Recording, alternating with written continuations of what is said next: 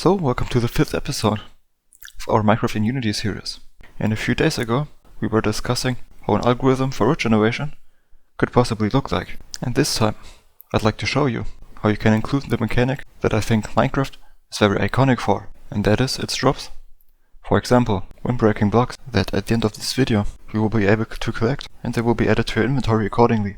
But before we start, please make sure to subscribe if you haven't already.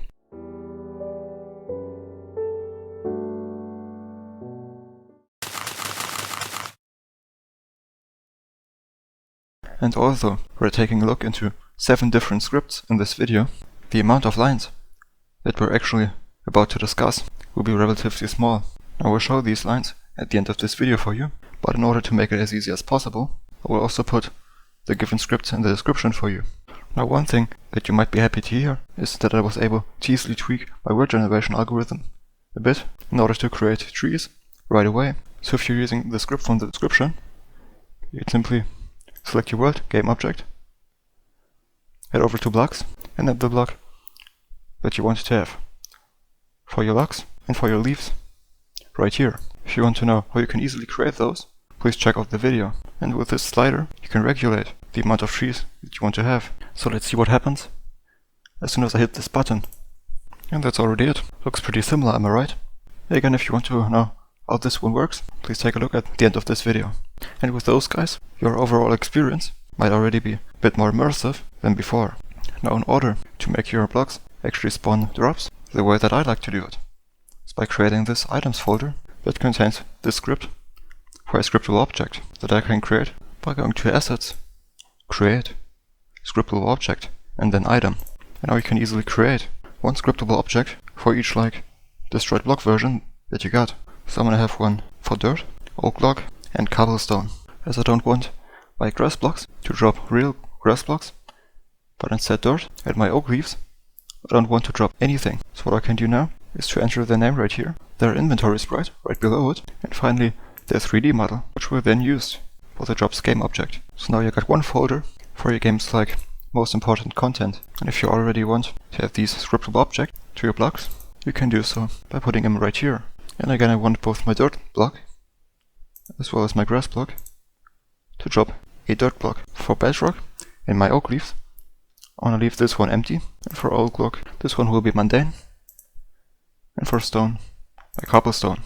Now the only thing that we're missing is an actual prefab for a game object that will be instantiated into the world upon the destruction of a block. So in order to do that, let's create a new empty game object, make it a prefab. And what we want this one to have is a box collider, a rigid body component to make it fall to the ground, and our drop script right here that will automatically add the respective block's model right here, depending on which block the user destroys.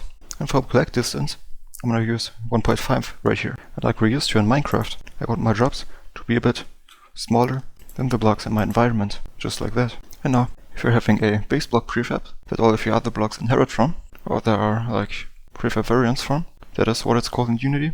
The easiest way to add your drop prefab to every single of your blocks is by just doing so with your block base prefab, like this. So before we take a look at it, don't forget that you might have to regenerate your world in order to apply all the changes to every single block. And now as soon as I decide to break this grass block, you can see that the drop has been created accordingly. And for these leaves, there isn't any drop at all, it's just as we wanted. And for the logs, it seems to be working as well. But if we now get too close to our drops, you can see that we got an error, and that is because we didn't yet set up the inventory part of this episode. So in order to make our inventory handle collecting blocks, let's open this one up and select our inventory game object, where we can now put every slot that isn't a crafting or armor slot right in here. So we don't want our script to consider using armor or crafting slots to deploy new items. And here we can call insert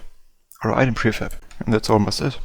Except for one thing, we need to assign our inventory right here at our player script, so that our player is able to communicate to his inventory that a block has indeed been picked up. So let's give this one another try. As you can see, this one seems to work a bit better now. And what happens if I open my inventory? Then I've got my dirt block right here, and it seems to work just as fine as my pre-generated one. And as I've been farming a bit of cobblestone lately, doing our standard inventory stuff, seems to be working as well. So before I lose myself in this cave, let's continue to the section that I've been looking forward to today, and that is our scripts. Now first, for our world generation, the only thing that's been changed is that we now got this tree probability attribute right here, displayed in the editor through a slider, and a new block within our prefabs struct. Oh well, it seems to be two blocks, never mind. And that are the ones for our trees. Now, in our generate function, if you're having a loop that iterates through our world's two-dimensional surface, you can simply check at the end of each vertical block line if a random float that you want to generate between 0 and 1 is within your tree probability. As if we choose 0.2 here and generate a float between 0 and 1, the chances are 20% that our script will create a new tree. And as we're dealing with a fixed seed right here, this one is going to produce reliable results for you. Now generating a new tree then looks like this in our create tree method. First, we want to create a new line of blocks, which is going to be our log, and it should consist of 4 blocks to the upside. If you want to find out how this one works, you will find that information at the end of my previous video regarding the series. And in the following, we want to create a whole lot of trees, or more accurately, one for each of these relative positions, where our 0 refers to the block that's directly under our first log block. And since these are relative positions, we need to add them to our init position right here when instantiating our new block with this default information about its position, orientation, and its parent in Unity's hierarchy.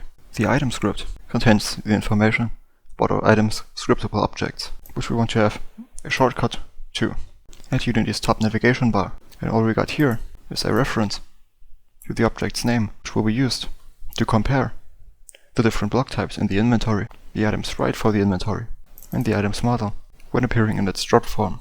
Now this drop script is the only thing really new, besides the item script containing the collect distance together with this information that's going to be assigned by the block script on creating this drop. Now, if the block script did already define the model prefab, then you actually want to create the 3D block object below this drop prefab within our init method. In our update method that is continuously getting called, we want to locate the player through its tag. And as soon as we got it, we want to check if he's within our specified distance, and if so, collect the item that's been dropped, which means in our collect function, getting access to the player again, and then calling its getItem function and destroy this drop, as we don't want our player to pick it up multiple times. For our block script, we got our new things right here, and compared to our previous video, as soon as we break the block, we wanted to drop its item, which looks as follows. If we didn't assign any item, like with our leaf blocks, we cancel right away. But if you do want to create any drop, we do so by instantiating the drop prefab at the block's position with its normal rotation and assign the respective model and item name. As discussed previously, for our player script, there is our new inventory reference right here and our getItem function that just passes the call to the player's inventory. And in our player's inventory, we got our baggage slots right here that can be used to store newly collected items, and our item prefab right below it. Now right here at the very bottom, we got our new function, which checks if there's already a slot in the inventory with the same type of item. So we iterate through all of our slots that we care about. If there isn't any item, we don't want to add our item here. If there's a different item, we don't want to do so either.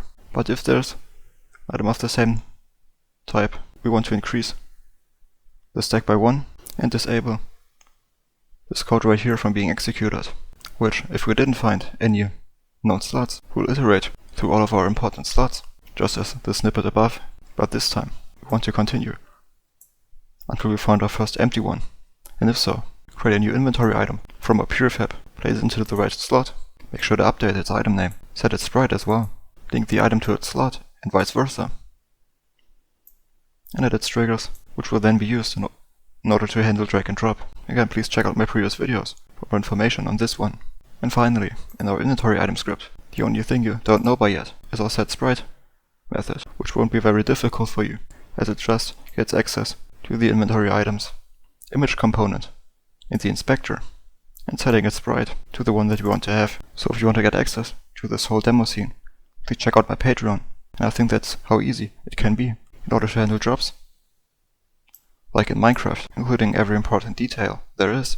So if you want to find out how we created this inventory in the first place, please check out the playlist, and I'll see you next time.